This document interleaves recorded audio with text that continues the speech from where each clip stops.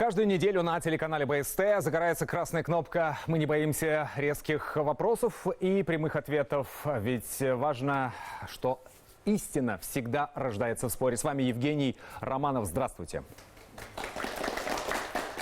30 лет назад мы впервые отметили День Республики. В эти 30 лет, как вся страна, мы переживали и взлеты, и падения. К чему пришли на данном этапе? Есть ли у нас своя определенная региональная, национальная, в кавычках, идея? Или же мы еще идем к ней? Попробуем разобраться прямо сейчас. Я представляю вашему вниманию наших спикеров сегодня. Слева от меня Николай Евдокимов, руководитель научно-исследовательского и информационного центра БАКСУ, кандидат политических наук. Николай Анатольевич, здравствуйте. Добрый день. Рамиль Рахимов, исполняющий обязанности заведующего кафедрой истории России Башкирского государственного университета, кандидат исторических наук. Рамиль Насибулович, здравствуйте. Здравствуйте. Итак, по поводу национальной идеи. Рамиль Насибулович считает, что республика за 30 лет обрела свой вектор развития и осталось только окончательно оформить эту самую идею. Вероятно, так. Да, попозже объясните. Николай Анатольевич считает, что у нас за это время так и не появилось четкой какой-то своей региональной национальной идеи. Можно только говорить о определенной национальной идентичности, да? Да, примерно. Итак, я напоминаю, уважаемые спикеры, нажимая на красную кнопку, если вы превышаете лимит вашего выступления, по минуте у каждого, 3 минуты в одном вопросе. Для вас, уважаемые телезрители, у нас, как всегда, есть вопрос. Может ли история служить объединяющим фактором для населения? Отвечайте «да», «нет». Вопросы, телефон видите на своих экранах. Ну что ж, в общем-то, правила понятны. Давайте начнем с обсуждения. Смотрите прямо сейчас. Для большинства граждан нашей страны, Российской Федерации, национально ассоциируется с проблемой национализма, либо какой-то национальной сложной такой ситуации, которую мы, в общем-то, для опыт знаем. Башкира, да, национальная идея. Да, совершенно верно. Конечно, под национальной идеей понимается идея, общегражданская идея, которая объединяет всех жителей нашей страны. Есть ли такая идея в современной России? Я полагаю, что нет. Россия не может быть абсолютно однородным, в том числе и идейным пространством. Она слишком органична, в отличие, например, от США и таких искусственных стран. Итак, идейная составляющая. Что нас, жителей республики, объединяет? Есть ли у нас какая-то вот такая общая для всех, связующая, которая делает нас одной республикой? Кто начнет? Давайте, наверное, я начну. Вот если мы говорим о такой идее, то я бы всегда старался бы не говорить слово «национальная идея», потому что с точки зрения гражданской идеи, гражданского государства, гражданской нации, она понятна для политологов и для специалистов, но для большинства граждан нашей страны, Российской Федерации, национально ассоциируется с проблемой национализма, либо какой-то национальной сложной такой ситуации, которую мы, в общем-то, для опыт знаем. Башкира, да, национальная идея. Да, совершенно верно. И вот пока мы будем жить в таком варианте, и наше восприятие, поскольку у нас государство многонациональное, вот этого термина таково, то хотелось бы, конечно, сам термин «национальная идея» не говорить. Надо, может быть, говорить об общей идее Башкортостана, например. И, конечно же, такая идея, я считаю, она наметила свои контуры в течение уже 90-х и начала 2000-х годов, но контуры эти должны наметиться и должны сейчас ярко проявиться. Они уже начали проявляться. Ну, как они проявляются, я скажу дальше. Спасибо. Николай Анатольевич? Я могу согласиться с Рамилем Насибуловичем относительно того, что, безусловно, когда мы говорим о национальной идее, мы не имеем в виду этническую идею. Мы имеем в виду идею, которая объединяет представителей разных совершенно этнических групп в единую нацию, в российскую нацию в данном контексте. И, конечно, под национальной идеей понимается идея общегражданская, идея, которая объединяет всех жителей нашей страны, которая выступает в качестве некого символа, ради которого стоит жить. Есть ли такая идея в современной России? Я полагаю, что нет. И ее нет уже 30 лет после распада Советского Союза. И несмотря на то, что попытки создать национальную идею, безусловно, предпринимались и на региональном уровне, и в 90-е годы Борис Ельцин даже создавал специальную комиссию по разработке и выработке национальной идеи, но опыт показывает, что невозможно создать национальную идею, собравшись некой группой ученых. И навязать эту идею всем. Это то, что возникает у самого народа, то, что объединяет людей. К сожалению, на сегодняшний день этого нет. Продолжите. у нас один из таких ярких факторов – это общая история, причем общая история всегда в положительном контексте. Дело в том, что всегда, вспоминая об истории, в ней нет проблем межнациональных отношений. В ней нет проблем в той истории межконфессиональных отношений, которые приводили бы абсолютно неприятию друг друга. То есть вся история показывает, что восприятие всех народов, всех языков и всех, кто здесь живет, и исторически так оно было, оно всегда едино. А другое дело, что да, были башкирские там восстания, движения Пугачева, но это были движения социального характера против власти государства и так далее, которые, ну, собственно говоря, оправдывались в той или иной версии, там, в социалистическом варианте, когда мы это изучали, как классовая борьба, да, например, говорились, либо в других вариантах. Но дело в том, что межнационального согласия, как оно было в то время, вот это редкий исторический опыт, история подтверждает, что мы здесь все вместе. То есть вот этот регион, он находится вместе. А вторая тема – это то, что все оценили этот край как некую законченную, созданную природой структуру, которая называется благословенный край. Если говорить о региональной национальной идеи, то, на мой взгляд, это вообще достаточно условное понятие, поскольку региональная может быть только идентичность. То есть то, что нас не то чтобы отличает, но составляет нашу специфику, то, благодаря чему мы себя идентифицируем именно как жители Республики Башкортостан. Безусловно, региональная идея не может развиваться в отличие от общероссийской национальной идеи, от неких принципов, символов, от некой идеи, которая, в общем, будет двигать всю страну вперед. И в этом смысле, конечно, никакой региональной национальной идеи, на мой взгляд, быть не может в принципе, просто потому что она является составной частью общенациональной идеи.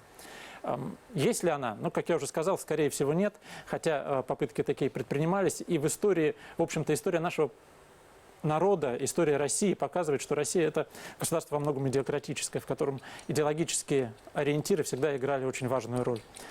Удастся ли ее сформулировать? Такие попытки есть. Но в данный момент мы пока видим лишь попытки сформулировать некий образ будущего, но не более того.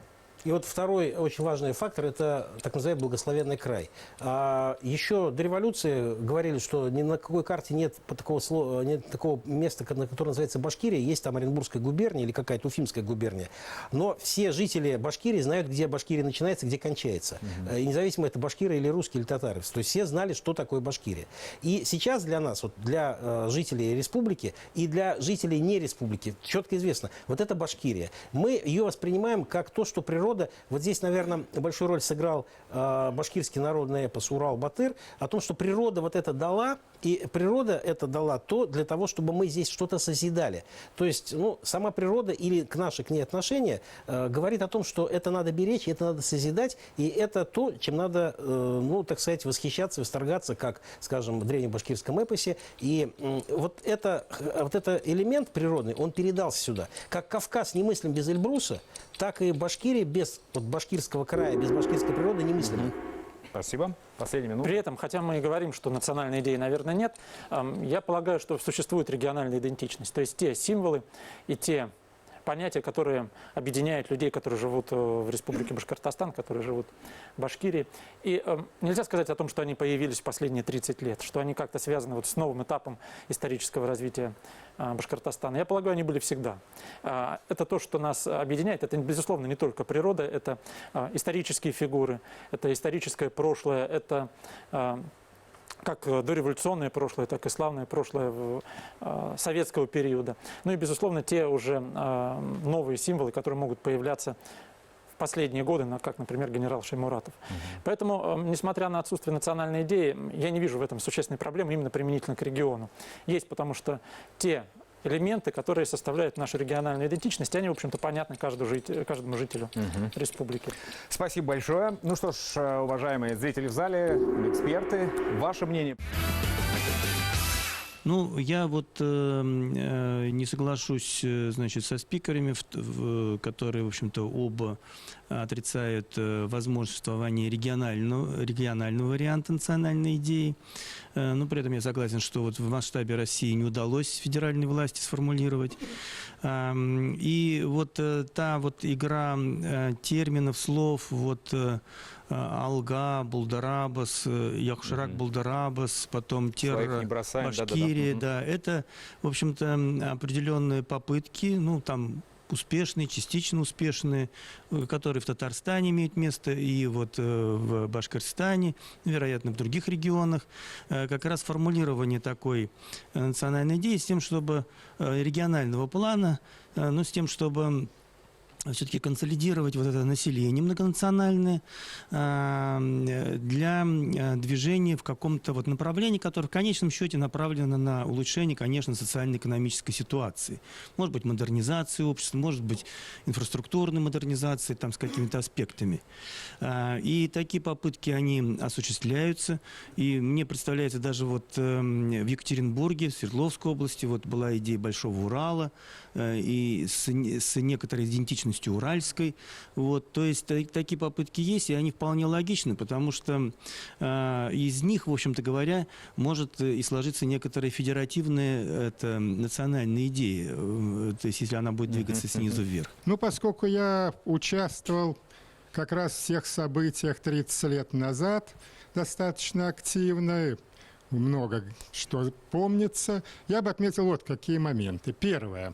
Вообще, давайте вспомним, если мы заговорили о русской традиции, Константина Леонтьева с его цветущей сложностью. Россия не может быть абсолютно однородным, в том числе и идейным пространством. Она слишком органична, в отличие, например, от США и таких искусственных стран. И она может быть достаточно разнообразной, тогда она будет живой. Политика, вообще, я понимаю, что говорят, национальная, это можно не употреблять, но политика – это хождение по канату, а не по Невскому проспекту. Вспомним старое выражение. Некоторым политикам и политологам хотелось бы все заасфальтировать в страну, чтобы ни гор, ни рек, ни лесов не было, никаких народов, одна нация, и как прекрасно живем. Но это путь к развалу полному. Это мы правильно сказали. Россия не национальное государство, но Конституция у нас вот это вот хорошо записано. Старое – это многонациональное государство. И вот какой момент я хотел сказать. Что действительно в России пока не сформировалась национальная идея, о чем надо думать. Но регион имеет определенную позицию. Не в плане сепаратизма, чего все боятся, а в плане того, в нем есть своя духовная жизнь, своя история, свои какие-то корни. И в этом плане уже в 90-е годы были попытки именно определить идентичность Башкортостана в составе России. Республика многонациональная. Идея была создать процветающий регион в составе России, который может иметь свое мнение, который, естественно, живет в России, но проявляет себя. Поэтому это тоже входит в нашу идею, что... А последнее, что я хотел сказать, понимаете, что? Вот это высказывалось и формируется Башкортостан по истории, республика наша, по ситуации, по позиции даже в последние годы, он во многом не только формально на карте скрепляет Россию. Восток и Запад, христианство, ислам, разные традиции. Почему? Потому что реально здесь действительно в истории переплелись народы, которые составляют основу России. И, наверное, вот если забегаем вперед, вот эту мысль нам надо развивать, как для всей России, именно Республика Башкортостан и другие по-своему. Но в определенной мере это символ единства России, причем живой и актуальный. Я так понимаю, что очень часто, когда говорят «национальная идея», имеют в виду государственная идея и государственная идеология. Как таковая она действительно не сформулирована на федеральном уровне, на общегосударственном уровне. Но Россия – это не только государство. Россия еще это и цивилизация. Россия – это особый мир. И цивилизационная идея уже существует. Причем она существует на протяжении столетий. Другое дело, что она пока не артикулирована. То есть, когда мы говорим о государственной идее, государственной идеологии, нужно прежде всего тем, кто занимается этим вопросом, обращаться к глубинам народного духа, к глубинам цивилизации и пытаться сформулировать ее так, чтобы она им соответствовала. И евразийцы этим занимались, и много кто другие, Леонтьев, как уже говорилось. Но, на мой взгляд, основными идеями, скажем так, которые входят составной частью в цивилизацию российскую, это такие идеи, как справедливость, которую всегда несла Россия, и причем вовне тоже. Это идея такая, как комплементарность, то есть все народы должны жить дружно, все народы должны взаимодополнять друг друга. Какие-то общегуманные принципы. Да. И, в принципе, вот то, что мы говорим о какой-то региональной идее, то она должна быть составляющей цивилизационной идеи. И, в общем-то, по-своему, как-то в каком-то своем аспекте пытаться раскрыть эти вот цивилизационные принципы, эти цивилизационные идеи. Далее в программе.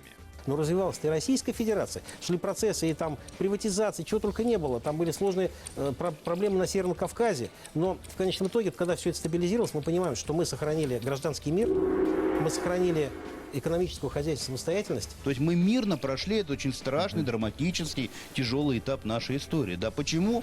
А потому что у нас очень крепкие механизмы межэтнических каких-то коммуникаций. На самом деле процесс развития республики и процесс поиска национальной идеи, или будем говорить государственной идеи, да, они взаимосвязаны между собой. Хотел бы спросить, вам не кажется, что наша национальная идея – это постоянная тяга к переменам и недовольству? Перемен можно хотеть, а когда они наступают, вот тогда, кажется, лучше бы их не было, этих перемен. Я думаю, что современная Украина это хорошо понимает. Вообще, нужна ли нам какая-то идея национальная? Ну, мы живем без нее сколько десятков лет уже, и вроде ничего, существуем. Почему мы должны резко себе изобретать какую-то идею, что-то скрепляющее нас? Каждый человек знает, что нужно оставаться просто человеком. Это раз. И, во-вторых, вот 30 лет прошло, да, у многих спрашивают, что мы отмечаем? День Республики, 11 октября. Да, почему именно? Никто не знает. Просто День Республики. Ну, такой праздник на карте, как очередное воскресенье событий. Вот почему мы отмечаем этот праздник, что произошло, к чему мы добились, каких успехов, что было, может быть, неудачным? На самом деле, действительно, очень часто задается вопросом, вот мы в прошлом году отмечали столетие Республики Башкортостан, как известно, в этом году 30-летие, казалось бы, некий такой когнитивный диссонанс может наступить.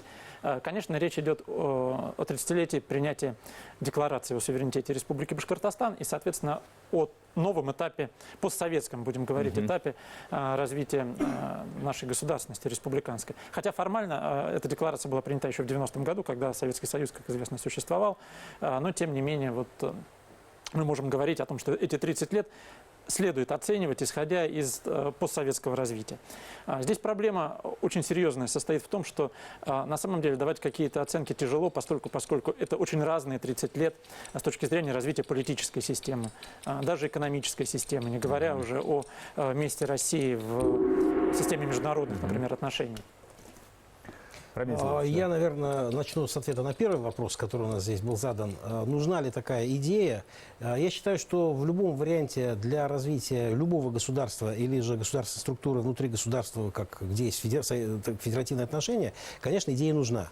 И без идеи государство долго не существует. Это просто исторический опыт. И у нас когда-нибудь была какая-нибудь национальная идея? У нас всегда была... Поиск национальной идеи? Нет, национальная идея всегда была. То есть была там, пусть будет она монархическая идея, но она была монархическая идея. Имперская идея, она была такая имперская идея, она держала империю. Затем была советская идея создания там советского государства, первого государства рабочих и крестьян, но она быстро рухнула, превратилась опять-таки в советский имперский вариант. Но это опять мы такие проискусственные, мне кажется, идеи Нет, говорим, это речь которые идет о том, что... и навязывают. Нет, но дело в том, что это не навязали. Дело в том, что это исповедовалось людьми и исповедуется во многом случаях до сегодняшнего дня. Спасибо. Так вот, на самом деле процесс развития республики и процесс поиска национальной идеи, или будем говорить государственной идеи, да, потому что, наверное, действительно это в большей степени соответствует действительности, они взаимосвязаны между собой. И те идеи, о которых Рамиль Насибул уже говорил, скажем, идея коммунизма, привели, в том числе, стали одной из причин распада Советского Союза, то, что эта идея перестала вдохновлять граждан. И действительно, если нет объединяющей идеи, сложно построить будущее. Сегодня мы наблюдаем, что в течение вот этих 30 лет, в том числе 30 лет развития республики, мы прошли разные этапы. Можно говорить о 90-х годах, о нулевых годах, наверное, где-то там до 2014 года, да, до присоединения Крыма. Затем вот этот период, который на протяжении нескольких лет уже продолжается. Можно сказать о том, что государство ищет эту идею. Оно пытается воспринимать ее как идею патриотизма, например. По крайней мере, в последние годы это очень заметно. Спасибо. И, соответственно, мы стоим перед тем моментом, когда мы такую идею нащупаем. То есть она у нас будет, государственная идея, и у Российской Федерации, общегосударственная, и региональные идеи, они в любом случае все равно возникнут. Потому что если регион ярко выраженный и имеет свои исторические корни, и имеет свое лицо, и мы это уже сами ощущаем, что вот мы говорим, мы из Башкирии, мы из Башкортостана, Башкортостан, то есть оно находится уже в сознании людей. а не просто это придумано кем-то или там навязано, или мы просто об этом говорим, Но то это эта идея... разве? Это идея, это просто которая затем принадлежность должна быть гражданства? не просто говорить... У нас нет гражданства, у нас гражданство Российской Федерации. понятно, да. Но то есть Та это идея, которая нас географическая определит, что мы не просто географическая принадлежность, потому что мы, вот представители вот этого региона, у нас есть что-то особенное. И через какое-то время это произойдет, но сейчас этого нет.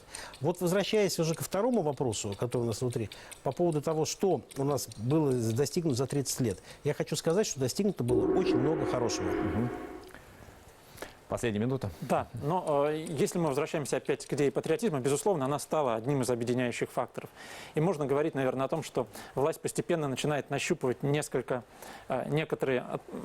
такие рэперные точки, которые могут стать в дальнейшем, дать ростки для формирования национальной идеи.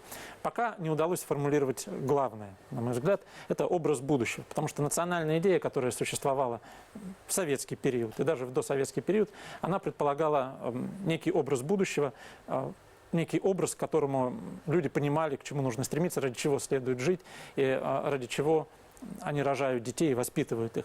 В России, к сожалению, этого пока нет, хотя попытки, наверное, присутствуют. Тем не менее, если удастся это сделать, если удастся все-таки нащупать вот этот вот образ будущего, который, безусловно, не может быть выражен в неких каких-то локальных вещах, вроде того, что там очень часто у нас главы регионов говорят, ну вот у нас образ будущего, там, построить мост там, или еще что-то. Безусловно, образ будущего предполагает некую серьезную глобальную идею, которая может стать определяющим фактором развития региона. 30 лет назад была принята декларация о государственном суверенитете. Но сейчас требовать возвращения к этой декларации или заявлять в слове суверенитет, это бессмысленно, потому что там была другая эпоха, и просто мы не можем войти в одну реку дважды. Соответственно, в то время, когда разваливался Советский Союз, это уже было понятно, когда формировались новые государственные отношения, тема суверенитета, некой обособленности республик, избавления от диктата центра, она была популярной. И поэтому в какой-то степени это была риторика того времени. Люди, в принципе, с трудом тогда тоже ведь понимали, что такое суверенитет. Там много было рассуждений, и они были противоречивы. Через какое-то время, это был длительный период, это 90-е годы, когда шло становление новой России, ведь мы параллельно развивалась республика, но развивалась и Российская Федерация. Шли процессы и там приватизации, чего только не было. Там были сложные проблемы на Северном Кавказе. Но в конечном итоге, когда все это стабилизировалось, мы понимаем, что мы сохранили гражданский мир, мы сохранили экономическую хозяйственную самостоятельность, и мы не сделали людей нищими. А во многих регионах 90-е годы произошло именно так. Вот это, по крайней мере, смогли сохранить. И это большое достижение. Хотел бы спросить, вам не кажется, что наша национальная идея – это постоянная тяга к переменам и недовольство? Потому что вот если брать идею, которая идет, так сказать, с кухонь, да, с обсуждения, с народных каких-то собраний, это все время желание чего-то поменять поскорее. Вообще я бы сказал, что большинство все-таки нашего народа – это люди довольно консервативные. То есть жестких перемен, каких-то абсолютно перемен, меняющих весь уклад жизни, я не думаю, что большинство все-таки хочет. И в этом отношении мы чем-то похожи на китайцев, у которых есть поговорка «не дай тебе Бог жить в эпоху перемен». Потому что перемен можно хотеть, а когда они наступают, вот тогда, кажется, лучше бы их не было, этих перемен. Я думаю, что современная Украина это хорошо понимает. На самом-то деле цивилизационная идея у нас есть. И вот, мне кажется, Сергей Борисович очень хорошо об этом сказал. Да? Вообще 100 лет назад появилась такая идеология, которая называется евразийство. В 2020 году в Софии вышла книга Николая Сергеевича Трубецкого, да, и это считается началом евразийского движения. Евразийство провозгласило, что мы, Россия, представляем собой совершенно особую цивилизацию, в которой сплелись славянские, тюркские, угрофинские мотивы, в которой соединились Восток и Запад, но именно вот соединились, то есть создали какое-то новое качество. Синтез создали, да. И в этом смысле вот Сергей Николаевич хорошо сказал, что наша республика очень замечательно воплощает в себе вот именно евразийский характер России, да. И я убежден, что цивилизационной идеей России может и должно быть евразийство.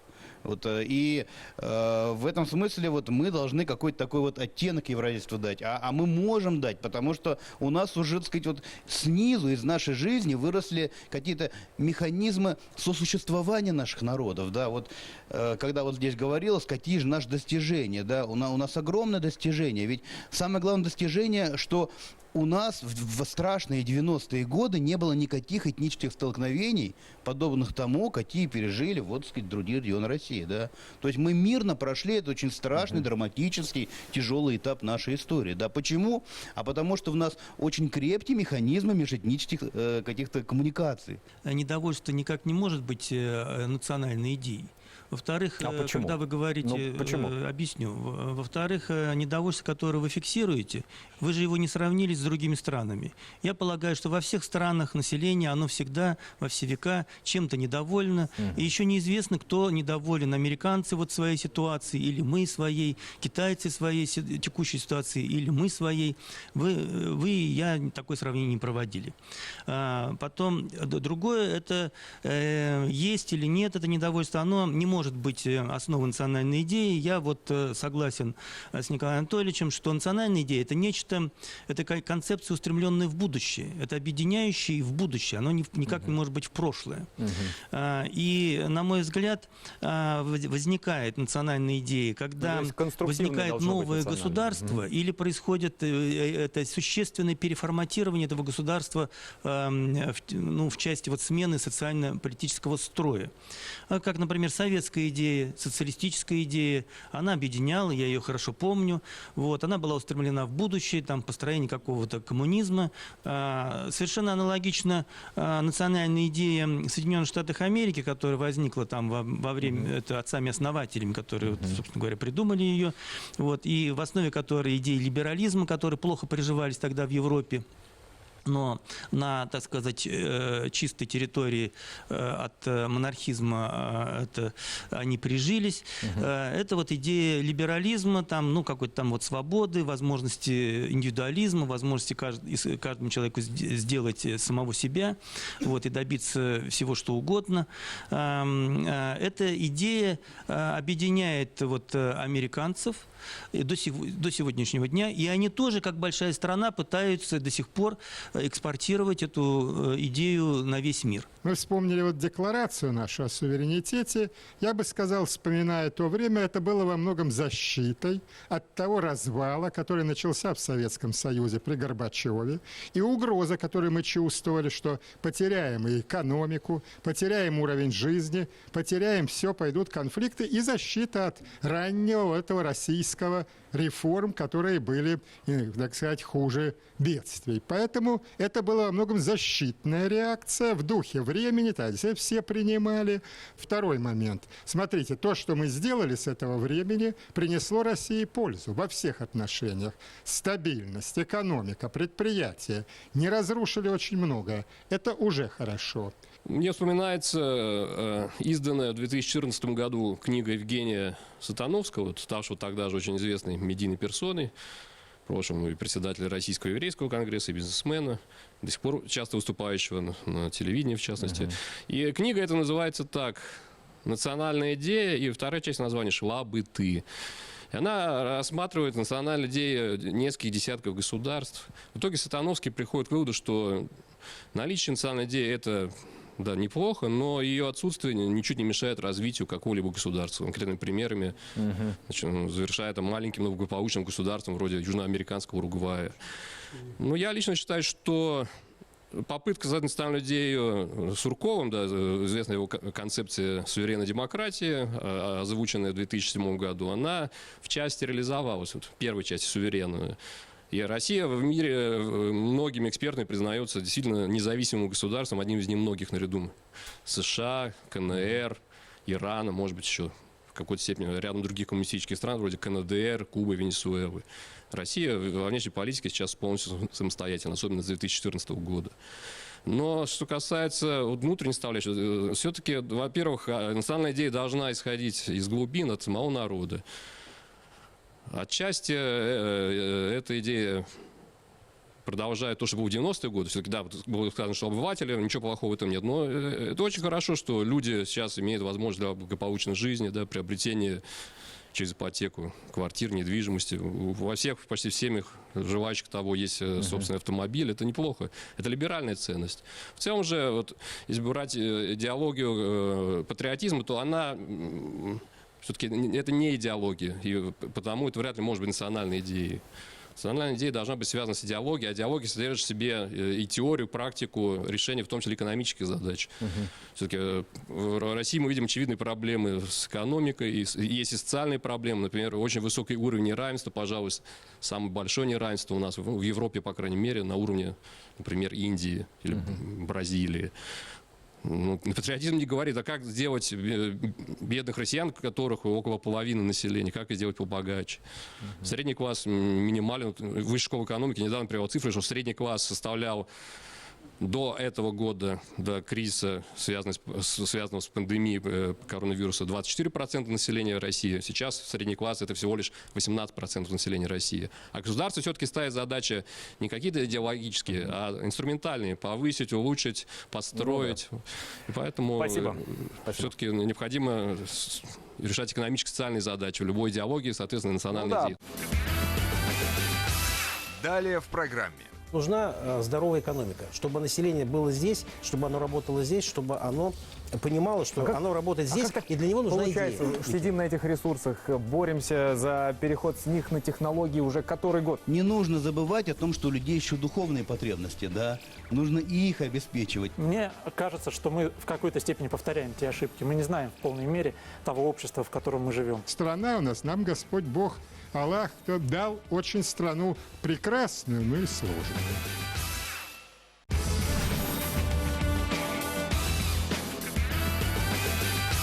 Давайте перейдем к третьему вопросу. В перспективе какие вы направления считаете для нас наиболее приоритетными, чтобы, ну, наконец, появилась вот эта вот пассионарность, родилась идея, которая подойдет для всех? И вообще, каким курсом, товарищи, нам двигаться дальше? Кто начнет? Или я? Ну, давайте вы. Ну, давайте, хорошо, я. Я считаю, что в перспективе у нас движение может быть только через решение одной большой задачи. Вот нам необходимо сдвинуть экономику, чтобы она дала много рабочих мест, чтобы она дала возможность развиваться всему хозяйству республики. И только через нее мы получим возможность иметь и ресурсную базу, иметь и, собственно говоря, людей, которые будут заинтересованы в ее развитии, людей, которые начнут что-то делать. И здесь может быть и частный бизнес, и большой, и государственный, неважно. Но нам нужен прорыв экономический. Нужна большая база. Пусть это не современные там, металлургические заводы или какие-то супершахты, пусть это может быть другой вид какой-то экономической деятельности, но нужна здоровая экономика, чтобы население было здесь, чтобы оно работало здесь, чтобы оно понимало, что оно работает здесь, и для него нужна идея. Получается, что у нас самая богатая страна, а базы экономической нет. Я говорю не о Российской Федерации, я говорю о республике. Мы сидим на этих ресурсах, боремся за переход с них на технологии уже который год. То же самое происходит примерно. Вот все время, каждый год одно и то же. Но никак не слезаем. Получается, у нас не будет экономики, пока мы не слезем с этой сырьевой иглы. Может быть. Первая минута. На самом деле, если мы говорим о том, в каком направлении нам двигаться, мы, конечно, не сформулируем сейчас нашим узким кругом государственную идею или национальную, или общегражданскую, как бы мы ее ни назвали. Можем лишь предположить, какие основные векторы существуют. И, безусловно, наверное, это три основных вектора. И первый из них – это осознание себя как своего места, в первую очередь, в современном мире. Андропов в свое время сказал о том, что мы не знаем, бывший первый секретарь коммунистической партии, генеральный секретарь, точнее. Очень недолго бывший. Да. Что мы не знаем того общества, в котором мы живем. Вот мне кажется, что мы в какой-то степени повторяем те ошибки. Мы не знаем в полной мере того общества, в котором мы живем. Какие социальные процессы происходят, какие процессы происходят демографические, в частности, например, да, миграционные, процессы, связанные с изменением уровня жизни населения. Ну, людям на самом деле все равно, главное, парковки бесплатные, чтобы были, и все. Я думаю, это не совсем так. И люди на кухне, помимо парковок, очень часто задумываются о судьбах родины, в том числе. Да. Второй фактор, который должен подтолкнуть или сформулировать ту идею, которая у нас будет региональной, пусть мы назовем ее так, это фактор культурного развития. Культурного развития не в том, что там там развивать театр и все прочее, это тоже нужно, это хорошо, библиотеки и все остальное. Культура в целом общества. У нас очень, к сожалению, низкая культура, мы опустились, мы ругаемся, мы видим только и слышим только самих себя. Вот последняя дискуссия по поводу памятника правам человека, она меня рассмешила. Потому что это был срез, люди, вроде бы интеллигенция, элита, но они показали абсолютно непонимание ни одного, ни другого. То есть это... Вот это не есть культура. Это показывает наше слабое место. Надо работать над культурой людей. Вы имеете в виду ошибки? Нет, не в ошибках, а в том, как вообще восприняли, на каких языках написано и где авторское право. И вообще, можно ли в городе вот так или нельзя? Или это город национальный, не национальный? Но дело в том, что это частный вопрос. Но дело в том, что это вопрос культуры в целом. Нам необходима очень длительная, долгая работа над повышением культуры всех. И полагаю, что сложно будет выработать некую национальную или государственную идею до тех пор, пока в стране не решены многие социальные проблемы, о чем говорили сегодня коллеги. Действительно, сложно представить, что... Вот что такое национальная идея? Да? Это национальная идея, которая прежде всего завладела умами масс. Это идея, которая способна охватить массы, завладеть умами масс. В этом плане я вот при всем уважении к евразийской идее несколько скептически к ней отношусь, поскольку она умами масс не владеет. Она владеет умами интеллигенции, то какой-то их части всего лишь. Идея, которая способна завладеть умами масс, это прежде всего, верно было сказано, идея справедливости. Она исторически для России присуща. А что предполагает идея справедливости? Это, безусловно, выравнивание социального неравенства. Это создание тех условий, которые позволят людям разных социальных групп чувствовать себя уверенно, с уверенностью смотреть в будущее. И поэтому одно из главных направлений – это прежде всего создание такой социальной базы и такое развитие экономики, которое позволит преодолеть вот эти социальные противоречия. Ну и третий фактор – это, наверное, понимание, что самое ценное и самое продуктивное, что у нас есть вообще, без всяких там денег и всяких полезных ископаемых, это человеческая жизнь. И важность того, чтобы мы понимали, что человеческая жизнь должна раскрыться в том варианте, что дано вообще человеку, ну, там, Богом, Создателем, как угодно назовите.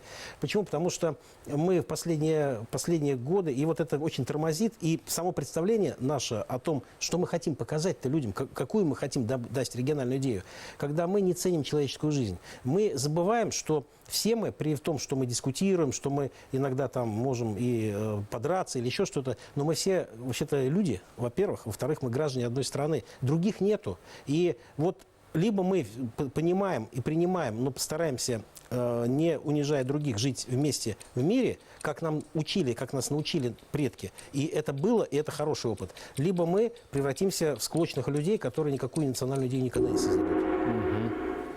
Вот бы сейчас в Азербайджане и в Армении это поняли, да? Вот это да, это, кстати, очень важная тема сейчас. Еще один фактор, помимо преодоления социального неравенства, на мой взгляд, без которого сложно создать и общегосударственную идею, идею региональную, это преодоление отчуждения между населением и властью, которая на сегодняшний день объективно существует. Иногда кажется, что люди и власть в широком смысле этого слова, они живут по совершенно разным лекалам, по совершенно разным правилам. Что необходимо для этого, на мой взгляд, это достижение стабильности политической системы и в конце концов, необходимо создание тех правил игры политической, по которым будут играть все субъекты, все игроки. То есть это установление единых, достаточно долгосрочных правил, например, связанных с передачей власти, связанных с выборным процессом, связанных с взаимодействием различных политических сил между собой. К сожалению, у нас это меняется. Избирательное законодательство у нас меняется накануне каждых выборов. У нас постоянно меняется процедура взаимодействия между разными субъектами, например, федеральной и региональной властью. Да? Если этот процесс, проблему эту не решить, то тогда сложно тоже будет нам создать, особенно в условиях федеративного государства, некую единую общегосударственную идею. Спасибо. Нельзя здесь вот выпирать на первый план экономику, и я объясню почему. Потому что экономика все-таки это средство, да, то есть как один древний философ говорил, что мы живем не для того, чтобы есть. Экономика обеспечивает нас едой, одеждой, там, машинами и прочим, да. Но смысл жизни, он коренится не в еде, не в одежде, не в машинах, да. Во всяком случае, у нормального человека, а не какого-то там, ну, обывателя, да, сказать, в плохом смысле этого слова. А все-таки в области культуры, да, в области религии, в области философии, в области идеологии, да. Вы мало, видимо, смотрите и если мы интернет. Сейчас все живут ради очень много смотрю. Машины, ради айфона. Вот я про это и хочу сказать, да. Я не говорю, что сейчас такого нет. Вот смотрите, возьмите Америку, да. Национальная идея Америки сформировалась в те времена, когда Америка была довольно-таки бедной страной, да. То есть там, так сказать, бедные фермеры не знали там, что поесть, да. Вот. Она формировалась на фронтире, когда, так сказать, человек без помощи там, государства, без полиции, да, себя утверждал. Это индивидуализм, рационализм, там, культ технического прогресса, да.